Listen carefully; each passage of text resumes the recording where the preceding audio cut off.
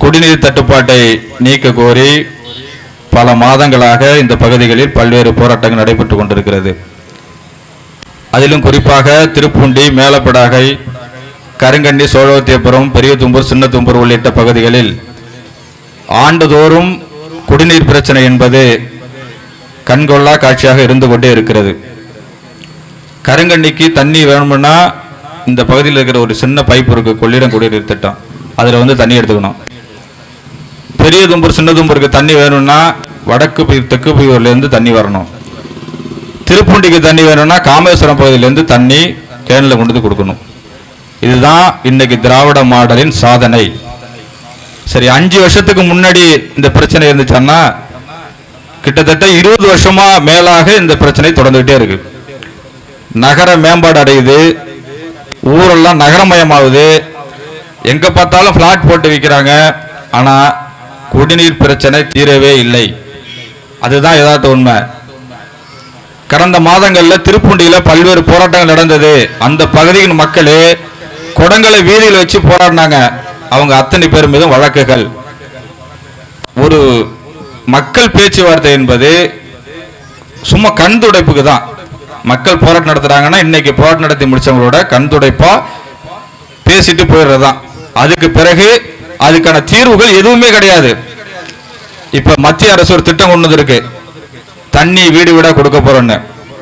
அது ஒரு திட்டமும் கிடையாது. ஜல் ஜீவன் பைப்பு பதிச்சாச்சு, தண்ணி வரல. ஆனா வரி வந்துட்டு, தண்ணீருக்கான வரி 350 ரூபா 400 ரூபான்னு ஒவ்வொரு வீட்டுக்கும் வரி வந்துட்டு. என்னங்க தண்ணியே வரல, அதுக்குள்ளே வரி வந்துட்டுனா அதான் ஜல் ஜீவன்.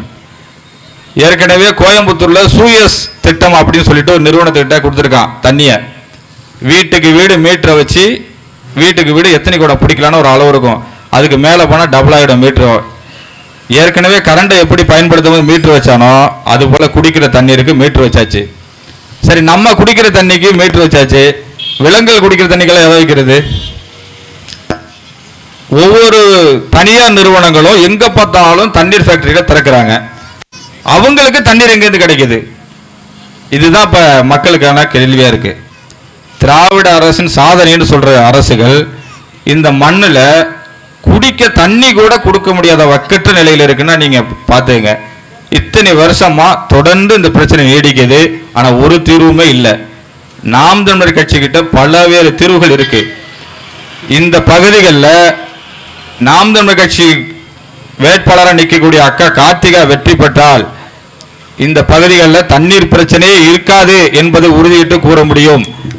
நாம் தமிழர் கட்சியின் விவசாய சின்னத்திற்கு வாக்களிச்சீங்கன்னா இந்த பகுதிகளுடைய மக்களுக்கு தண்ணீர் பிரச்சனை இருக்காது என்று சத்தியமிட்டு சொல்ல முடியும். அதான் உண்மை. ஒவ்வொரு காலத்திலையும் போராடிக்கிட்டே இருக்க முடியாது. ஒரு பக்கம் விவசாயிகள் போராட்டம், மழை பெஞ்சு விவசாயிகள் பாதிக்கப்பட்டு 1 மாசம் ஆயிட்டுங்க. இன்னமும் விவசாயிகளுக்கிட்ட அளவு முறைகள் எடுத்துட்டு இருக்காங்க.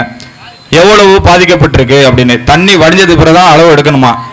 அதுவும் அதே பகுதியில் போய் டிஜிட்டல் முறையா யாரு விவசாய அக்ரிகல்ச்சர் டிபார்ட்மெண்ட்ல உள்ள அதிகாரிகள், விஏஓ இவங்க எல்லாம் அந்த ஸ்பாட்டுக்கு போயிடணும். யாரோட வயலோ அதில் போய் எடுத்து ஜிபிஎஸ் முறையில் கணக்கிட்டு அதுக்கு பிறகு தான் சொல்லுவாங்களாம். இவங்க வர்றது வரையும் நம்ம எந்த விவசாயம் பண்ணக்கூடாது. தண்ணியில் அழிஞ்சு போனது அழிஞ்சு போனதாகவே இருக்கணும், தண்ணி வடிஞ்சது மாதிரியே இருக்கணும். விவசாயம் பண்ணினீங்கன்னா உங்களுக்கு இழப்பீடு கிடைக்காது. 1 மாசம் ஆயிட்டு இன்னமும் இழப்பீடு கொடுத்துக்கிட்டு இருக்காங்க. இழப்பீட்டு முறையை அளவெடுத்துக்கிட்டு இருக்காங்க. இன்னும் இந்த மடப்புறம் மீனமண்ணூர்லாம் பாதி போகுது, இன்னும் தண்ணியை வடியில இன்னமும் எடுத்துட்டு இருக்காங்க அளவீடு முறை.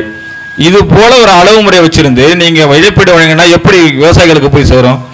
முன்னாடி எல்லாம் மாவட்டம் தோறும் ஒரு இழப்பீடு தொகையை அறிவிப்பாங்க. நாகப்பட்டினம் மாவட்டம் பெரும்பகுதி நீரால் மூழ்கிட்டு வெள்ளத்தால் பாதிக்கப்பட்டுட்டு இந்த ஒன்றியங்களில் நீங்க இழப்பீடு தொகையை வழங்கணும்னு சொல்லுவோம். அதுக்கு தகுந்த மாதிரி இன்சூரன்ஸ் நிறுவனம் வழங்கிடுச்சு. இன்னைக்கு அப்படி கிடையாது. உங்க வயல்ல மட்டும் பாதிப்பு, பக்கத்து வயல்ல பாதிப்பு கிடையாது. ஏன்னா அவர் உயர் ரக நெல், உயர்ந்த போன நெல்லை போட்டிருக்காரு, அதனால மேலே தெரியுது தோவை. இவர் குட்டை ரகத்தை போட்டிருக்காரு, அதனால தோவையே இல்லாமல் அழுகி போச்சு. அதனால உங்களுக்கு இழப்பீடு உண்டு, அவருக்கு இழப்பீடு கிடையாது.